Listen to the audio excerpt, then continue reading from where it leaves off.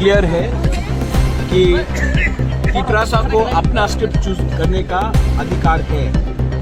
कोई बोल नहीं सकता हमको क्या चूज करना चाहिए, क्या एक्सेप्ट करना चाहिए। हमारा अधिकार है कि हम जिस मर्जी में भी कौन सा स्क्रिप्ट चूज करें, वो हमारा संवैधानिक अधिकार है।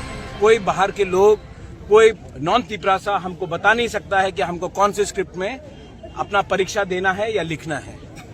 इसके लिए हम लोग सब यहाँ में आज मिले हैं।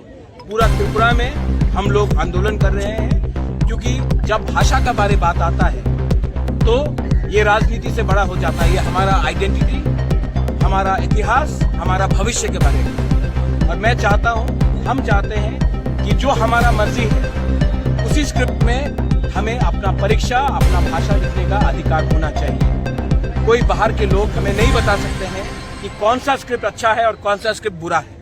इसी के लिए आज हम यहाँ में आए हैं। पूरे त्रिपुरा में ये होमचांग रैली हो रहा है और आने वाले दिन में हम लोग अपने नेक्स्ट जनरेशन के अधिकार के बारे, अपना भविष्य के बारे बात करेंगे।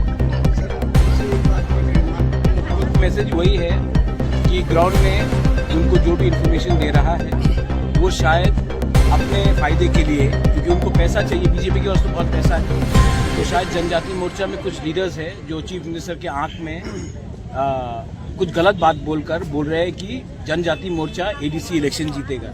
लेकिन ये बात आप लोग भी जानते हैं, हम भी जानते हैं, बीजेपी के खुद के लीडर्स भी जानते हैं कि ग्राउंड में जनजाति मोर्चा का कुछ असर नहीं है।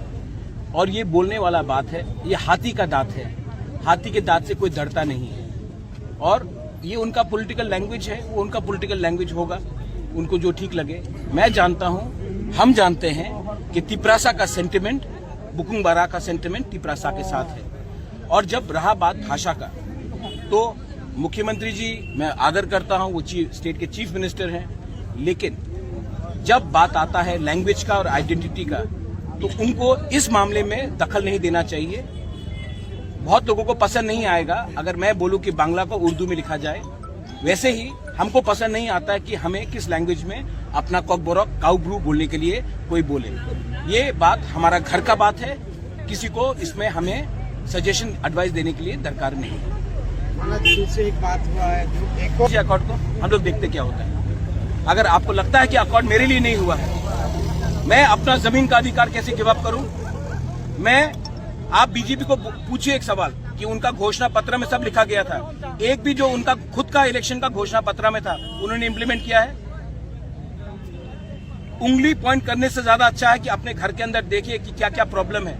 अगर तिपरासा को भिखारी रखा, तिपरासा को गरीब रखा, तो मैं तो आवाज उठाऊंगा।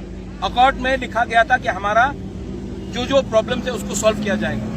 अगर उनको लगता है कि मैं अगर कॉकबोरक के बारे बात करूं, काउब्रू के बारे बात करूं, अगर जमीन के बारे बात करूं, तो उसमें हम अपना बात नहीं रख रहे, तो क्या मैं पैसे के लिए अकॉर्ड किया है मैंने, कि अपने लोगों का अधिकार के लिए अकॉर्ड किया है?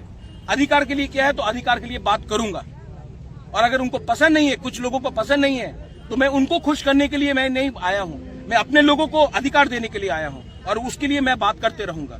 अगर किसी को पसंद नहीं आया तो वो उनका प्रॉब्लम है। मैं अपने लोगों के लिए काम कर रहा हूं, अपने लोगों के लिए बात कर रहा हूं। और इसमें बीजेपी, सीपीएम, कांग्रेस, आईपीएफटी नहीं है। इसमें तिपरासा का अधिकार के बारे है।